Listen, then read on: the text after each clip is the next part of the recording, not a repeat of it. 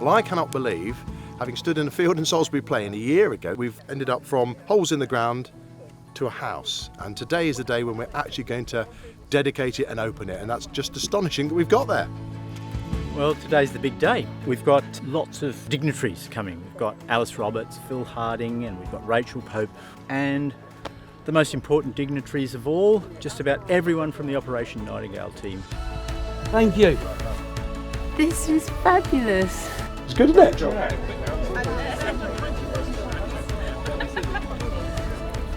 You like the roof? Staying here forever. I'm living here now. I'm going to live here for my retirement. Looks good, doesn't it? Brilliant. In this little hole just here, we're going to bury one of the Bronze Age pots that were made as part of this project, and in that pot everybody's going to put something in that's important to them, that's meaningful to them. Archaeology is the story about people. The way we are able to get those stories out are from the items left behind, put into the ground. And objects have a narrative, they have a story, and that's going to be a key component of today.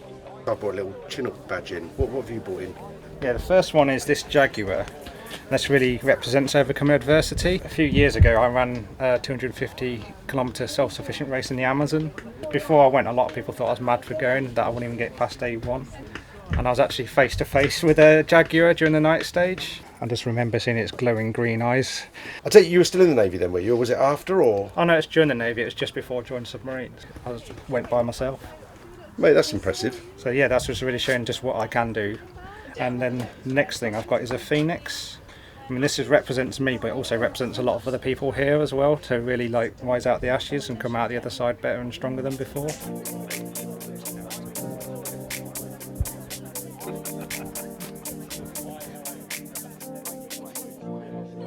Well, Phil's just arrived.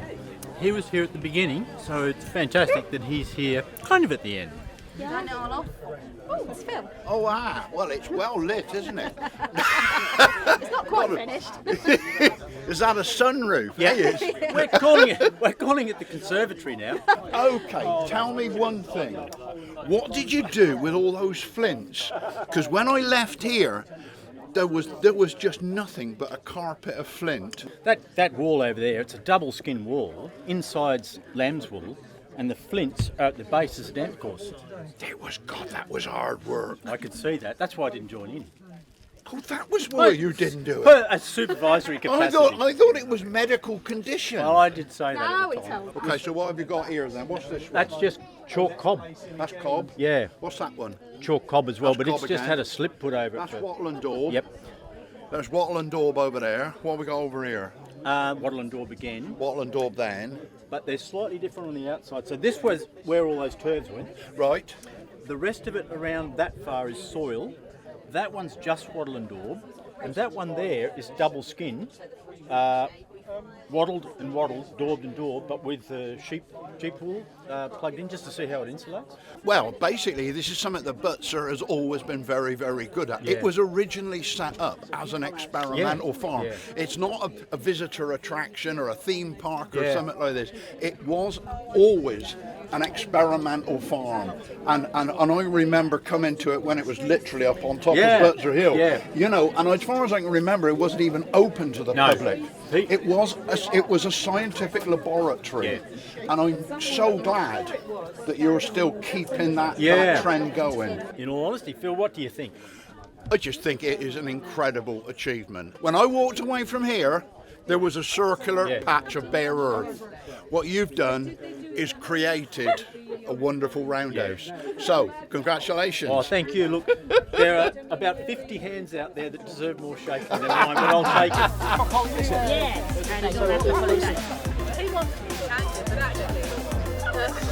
Well done.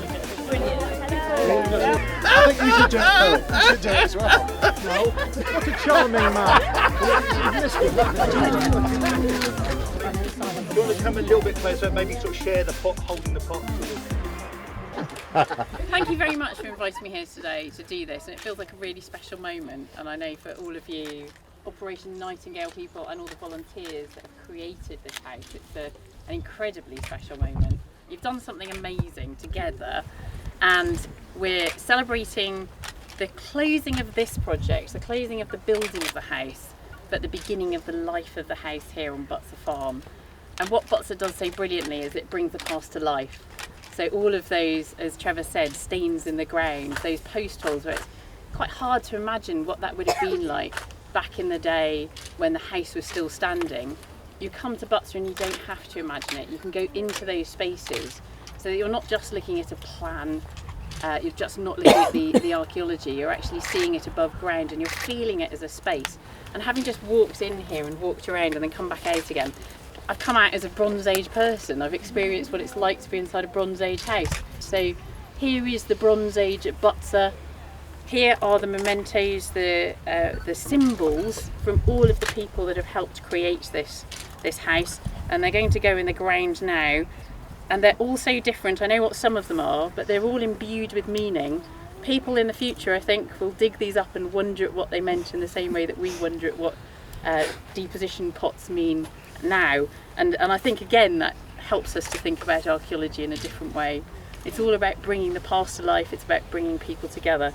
And I'm now going to ceremonially deposit this pot in the ground, and that is the declaration of this house being finished and the beginning of its life at Butser. So cool. And well done, everybody. Amazing job. I'm very glad to see the culmination of all our efforts and to see the house in its sort of semi-finished state, really. The sort of dedication of the pot burying was great, with everybody's little memento. You know, they're part of the project or whatever, you know, to represent who they are as a person. It's been a proud moment and it's been a nice day. And I feel as though we've actually achieved something. It's not an idea of what a Bronze Age house might be. It's based on a real archaeological dig. It's based on the excavation at Dunch Hill. So the footprint of this house is real. And now we can start to think about what life was like in the Bronze Age.